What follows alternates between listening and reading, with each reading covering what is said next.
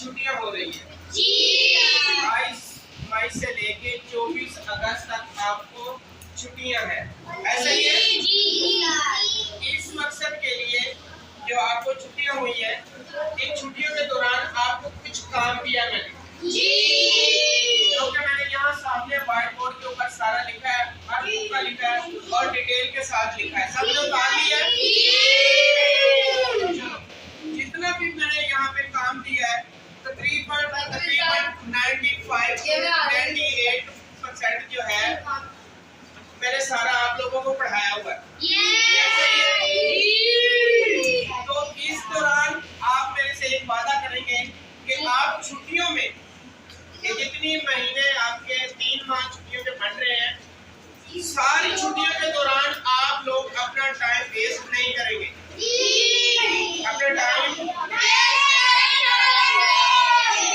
बल्कि आप घर जाके आप अपना कोई प्लान बना लेंगे कि मैंने रोजाना का 10 मिनट काम करना है, 15 करना है, आधा घंटा करना है या 1 घंटा करना है, वो आपकी अपनी मर्जी है।